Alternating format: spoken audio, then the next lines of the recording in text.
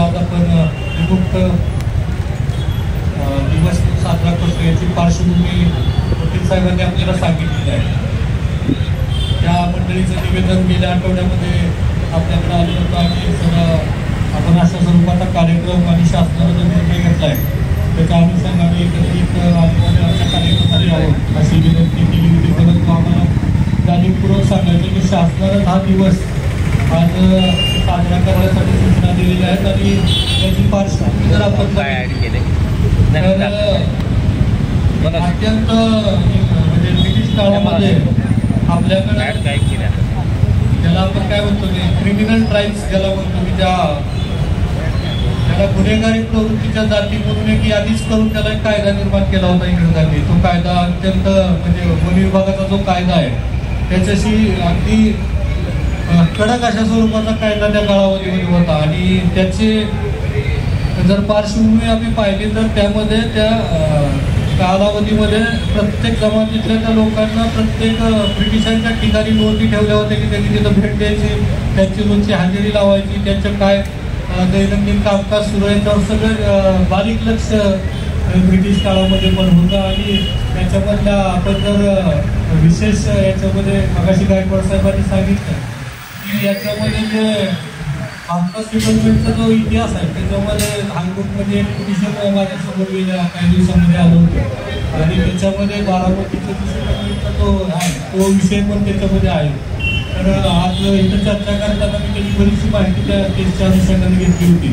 तर त्या मंडळीने त्याचं सगळं बारकावे मला थोडक्यात नंतर मी आम्ही बसणारच आहोत की त्याच्यामध्ये त्या जमिनीच्या बाबतीत वगैरे काय झालं हा विषय आहे. तर तो आज आपल्या सगळ्यांच्या बाबतीमध्ये समोर आलेला विषय त्याच्यामध्ये त्या केसमध्ये काही गोष्टी म्हणजे की पोलीस स्टेशनला अजूनही काही लोकांना रिपोर्टिंग करावं लागतं काही ठिकाणी. तर त्या अनुषंगाने ती केस माननीय हायकोर्टमध्ये सुरू आहे.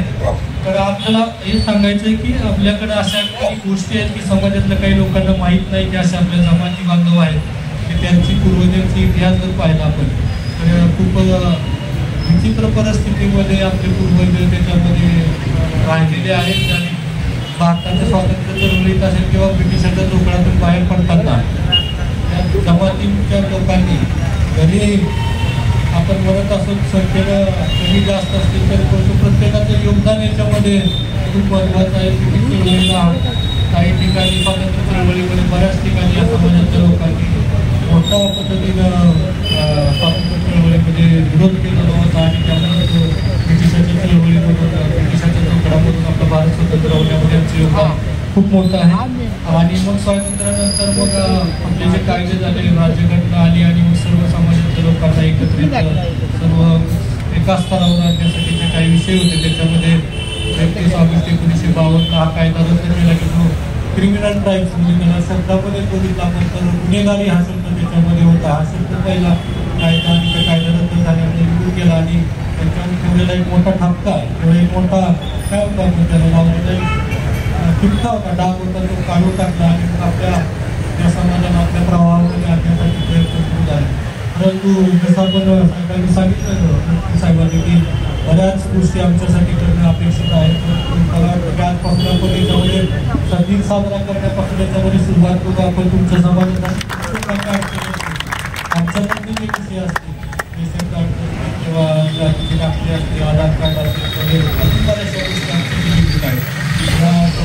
त्यासाठी आपण तुमच्या परिसरामध्ये ते कॅम्प लावू आणि त्या ठिकाणी अशा पद्धतीनं जे काही आपल्याला कार्यक्रम घेता येतील ते कार्यक्रम केल्यामध्ये आपण तुमच्याबरोबर सोबत आहोत. बऱ्याच वेळा काय असतं की तुम्ही भेटला आणि हा विषय समोर आला सगळ्याच गोष्टी समोर येत नाहीत परंतु शासन निर्णय असतील शासनाचे प्रोग्राम असतील आपली निवेदन असतील असं एकत्रित जर आपण समन्वय साधला तर 100% काही गोष्टीमध्ये मार्ग निघेल. आणि मला जे वाटतं आहे की सगळ्या प्रवाहामध्ये आमच्या समाजाला आलं पाहिजे बघितलं पाहिजे. तर शासन म्हणून आमची सदैव आपल्यासोबत भूमिका असणारे आपल्यासोबत आहोत आणि आपली सर्व मंडळींना आमची माझी विनंती आहे की आपण जर आपल्या काय अडचणी असतील तर त्या कुठल्याही आपल्याकडे माझ्याकडे आपण घेऊन याव्यात आणि सकारात्मक पद्धतीने आपण त्याच्यामध्ये कारवाई करण्याचा प्रयत्न करू. आज आपण एक चांगला कार्यक्रम आयोजित केला आणि त्याच्यामध्ये आपल्या काय अडचणी आहेत त्या समक्ष आणून समजावून सांगितलेल्या आहेत. लोकांनाही त्याची पार्श्वभूमी समजून सांगितली. हा दिवस किती महत्त्वाचा आहे. आपलं योगदान प्रत्येक गोष्टीमध्ये प्रत्येक जमातीच्या जातीच्या लोकांचं नागरिकांचं या देशामध्ये आहे. त्याच्यामध्ये आपल्या समाजाची योगदान आहे. आपल्या टाकाळी समाजाच्या वतीने चांगला कार्यक्रम आयोजित केला. त्यामुळे लोकांना या समाजातल्या ज्या गोष्टी आहेत त्याच्याबद्दल प्रबोधनाचा विषय शासन निर्णयामध्ये होता तो पण एक अनुषंगाने आपण अपेक्षित पद्धतीने साजरा केलेला आहे. मी आपल्याला विनंती करतो की आपल्याला पूर्ण सन्मान केला आणि आपलाही कार्यक्रम सुरुवात आपण जातीच्या दाखल्यापासून किती जरी केली असेल तरी बाकीच्या बी अनुषंगाने आपण आपल्या ज्या अडचणी सोडवण्यासाठी सतत प्रयत्न करू. यासाठी मी आपल्या सर्वांना आजच्या दिवसाची शुभेच्छा देतो आणि धन्यवाद साहेब. पडत्या पावसातही आपण वर छप्पर नसताना छप्पर बंद जातीसाठी या ठिकाणी थांबला याबद्दल समस्त टकारी समाजाच्या वतीनं आपले या ठिकाणी आभार व्यक्त करतो.